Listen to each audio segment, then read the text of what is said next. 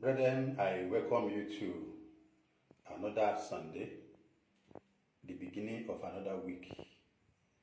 I glorify the name of the Lord for taking us thus far, most especially witnessing the first Sunday and the first day in the month of June. I pray that as we go this month, the Lord Almighty will go with you, He will direct you, He will protect you. God that has been with you since the beginning of this year will not leave you. You and I will witness the end of this year successfully. The remaining days of the year will bring us great fortune in the name of Jesus. Our charge for this morning is still taken from the book of Proverbs, chapter 27, verse 4, which says, "Anger is cruel and fury is overwhelming, but who can stand before jealousy?" I've read this portion several times, but I have not noticed that second part. Who can stand before jealousy? Remember or recall that verse 3 of this passage talk about the fool's anger, the impact of the fool's anger, the weight of the fool's anger, describing it using an object that it is even heavier than both the weight of sand and stone. That is, the impact is so great. Verse 4 now generally talks about the features of what? Of anger.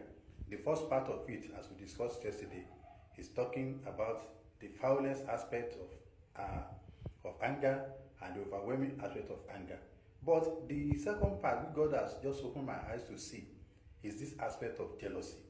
And this first made us to understand that jealousy is even worse. The effect is worse than that of anger.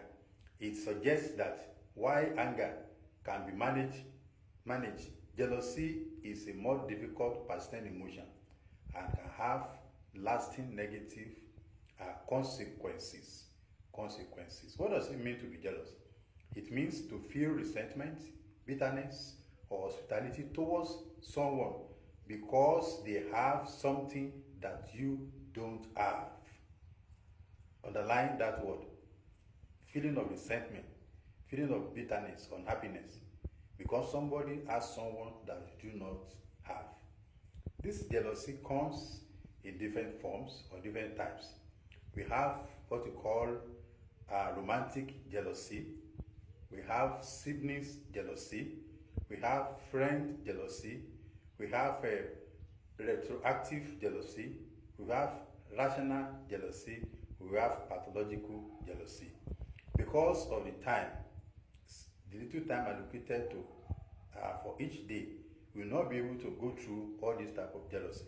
But I want you to keep on following, sharing, and as we'll be taking this form of jealousy one after the other from today. Romantic jealousy is the first one. It's a common type or form of jealousy that is triggered by perceived or real threat to romantic relationship, often involving a third party. We have a lot of biblical examples of this. In Genesis chapter 4, Cain and Abel. Cain murdered Abel because of God's favor towards Abel. Because God's favor Abel, we read that God accepted the offering of Abel, and that of Cain, God did not accept. And because of this, jealousy came in. And like I said, the impact of jealousy is even greater.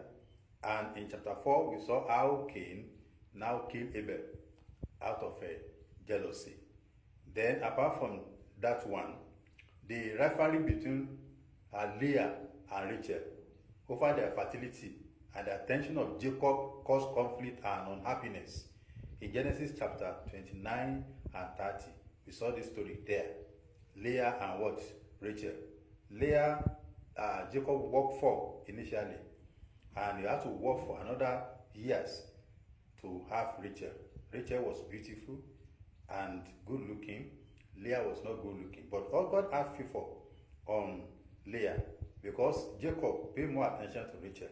God continued to give Leah children, and this jealousy now came, and which caused conflict and unhappiness. What of Joseph and his brothers in Genesis chapter 37? Because of the faithful Joseph, or the faithful status of Joseph, his brother became envious of him. They conspired and they sold him to slavery. Even though at the end, Joseph was vindicated. At the end, he was able to achieve that purpose for which God has set for him in life. Do you still remember Saul and David in the book of 1 Samuel chapter 8 verse 31? Saul initially was friendly with David, but the problem came when he became increasingly jealous because of the rising popularity of David, and he was looking after him, wanted to kill him.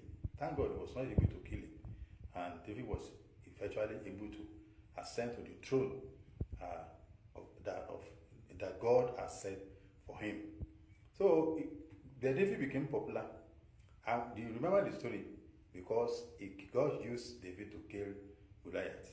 And the men were singing and singing. David slays so and so. So as such, the envy came, a jealousy came, which led to envy. And he planned to kill David. So today, we are talking about romantic jealousy.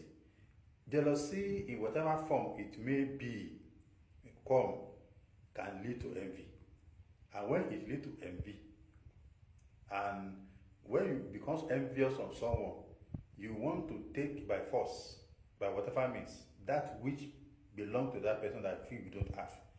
And it is very dangerous. And that is why that verse said, anger is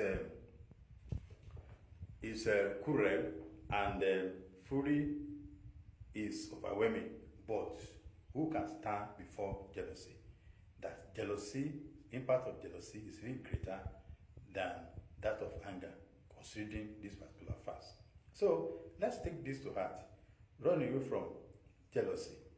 And like I said, we'll continue with the other form of jealousy from the next episode. The next episode will look at siblings jealousy. Though it may be a little bit related to what we have discussed, but there are some little difference to this. I want all parents to prepare their mind and be ready to listen to the next episode, which is siblings jealousy, which is majorly caused many times even by parents. So I pray God will give you the grace to stay tuned and to be able to share these words of wisdom to others around you. Jealousy is dangerous. Let us run away